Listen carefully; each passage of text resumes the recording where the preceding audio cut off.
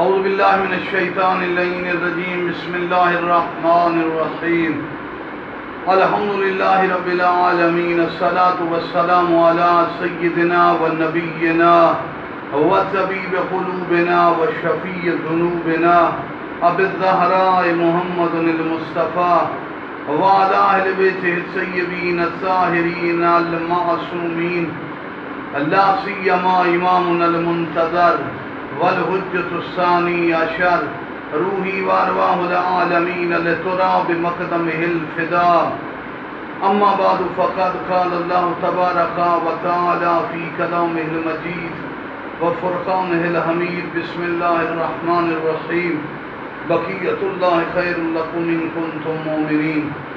ذات توحید سے التجا میرا اللہ تم ہمارا یہ ذکر قبول فرما اور اس تذکرے کو عام فرما۔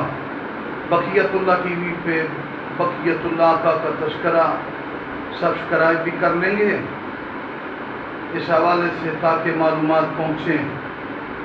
جس آقا کی غیبت کبریٰ میں مولا کا فیض عام جاری ہے، جس شہنشاہ نے بنجر اور ویران زمین کو جنت بنانا ہے۔ قرآن میں کی سب سے چھوٹی آیت مدہامتان، یہ میری اس بات کی جو میں نے دلیل لے رہا ہوں اس آیت سے کہ مکہ مدینہ کے درمیان صحرا پتھر ریت ہے، کوئی آبادی نہیں۔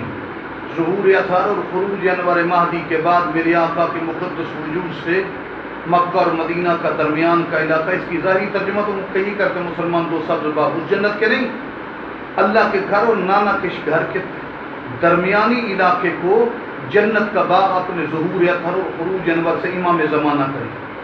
عزیزو، اس مولا کی طرف متوجہ ہونے کے لیے ایک چیز روایات میں علامات ظہور حضرت حجت ہیں۔ علامات کے متعلق بڑی تحقیق اور محنت کی گئی ہے۔ محقق ترین علماء نے مہدویت پہ جو کام کیا، امام زمانہ کے متعلق دو طرح کی علامات ہیں، ایک علائم حتمی، ایک علائم غیر حتمی۔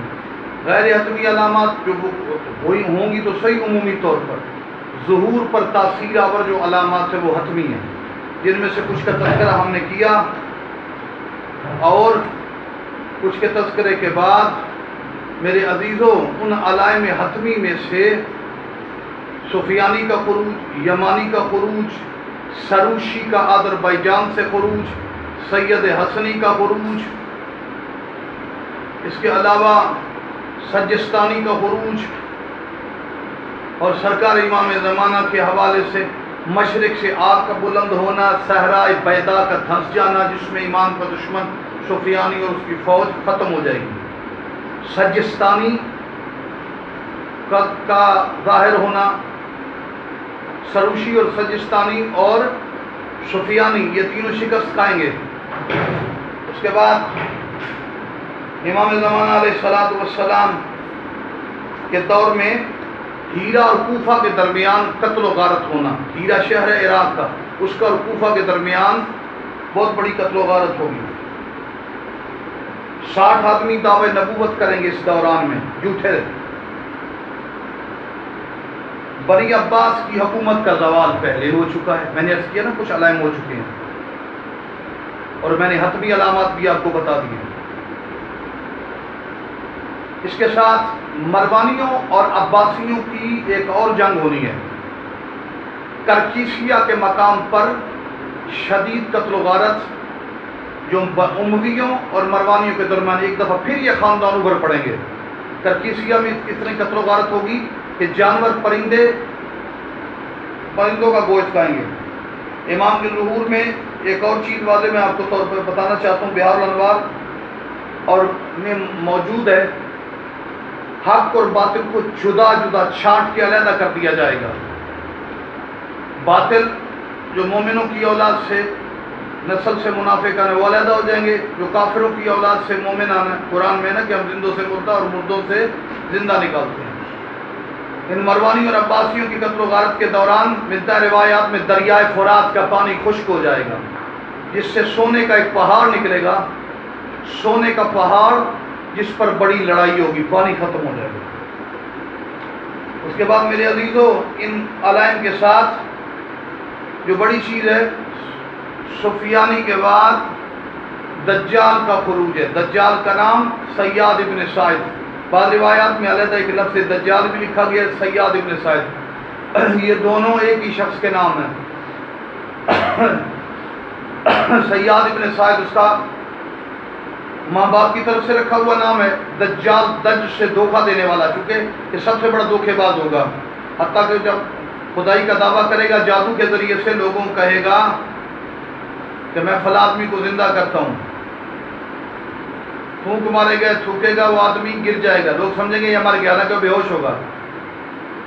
پھر اس پہ تھوکے گا، کہے گا اٹھ جاؤ، اٹھ جائے گا، کہا دیکھا میں نے موت و زندگی، حالانکہ وہ بے ہوش ہوگا. 2-3 دفعہ ایسے لوگوں سے جادوگری کرے گا، پھر اس کے بعد اس کا اثر نہیں ہوگا. آنکھ کا کانا، قد کا بڑا، قبرستان کے پہاڑوں سے اچانک نکلے گا. یہ بہت بڑی قد کا مالک ہے. اس وقت جب جناب جبرائیل علیہ السلام نے اس کو پکڑ کر جزیرے میں پھینکا تھا تو اس نے زمین پر ہاتھ ڈال کے تھا تو سرا تک کی مٹی اکھاڑ لی تھی. اس وقت اس کی یہ قد کاٹ اور اس کی کیفیت تھی. اور میرے عزیزو 1 لاکھ جابروں کا قتل ہوگا. امام کے ظہور سے پہلے جیسے مظلومین کا قتل ہے، جابر بادشاہ بھی قتل ہو جائیں گے.